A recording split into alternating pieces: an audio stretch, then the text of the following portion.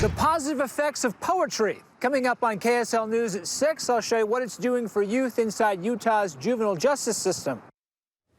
Sounds good. Thanks, Brian. And a special moment. In a story you'll only see right here on KSL. We're constantly looking for additional ways and avenues to engage them. Plus, positivity in poetry. How the art is being used to help kids serving time in the juvenile justice system. And we're just days away from the beginning. Still ahead. Learning life skills from poetry. Coming up, I talk with a youth here in the juvenile justice system about what it means for him.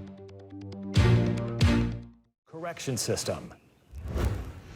Positivity in poetry. It's one of the ideas behind a program for youth in custody in Utah's juvenile justice system. They learn to express themselves and pick up other life skills along the way. And news specialist Brian Carlson live for us in Farmington, where children in custody are finding success there. Brian? Yeah, Mike and Deanie, you think about talking with some of these kids here in long-term custody at the Farmington Bay Youth Center, and you'd be surprised at what writing poetry can do. Now, it may not be the first thing you think about for their rehabilitation, but it's now become an integral part.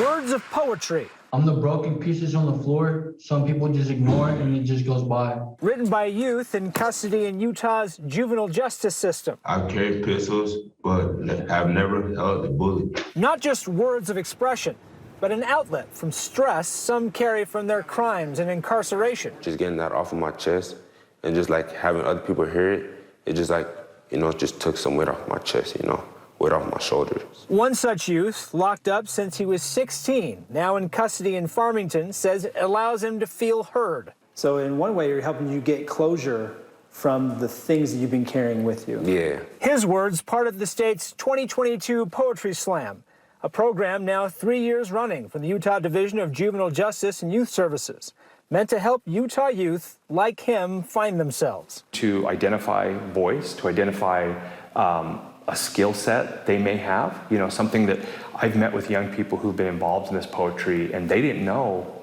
how gifted they were at writing. Each child involved begins learning poetry at the beginning of the school year. Poets come in to mentor the youth and they submit their work in the yearly Poetry Slam, published online and in a book where their accomplishment is celebrated. Any kind of pat on the back we can get in our journey of behavior change, that's the golden ticket. That's the stuff we're looking for. For this young inmate, participating in poetry and other juvenile programs like painting have helped him learn valuable patience in himself. And that's just like one thing that helped me be a better person today.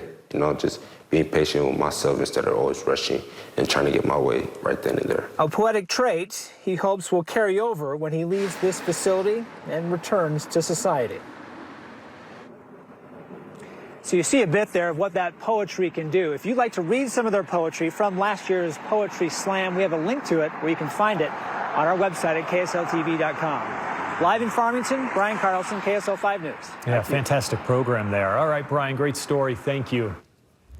What I'm doing now.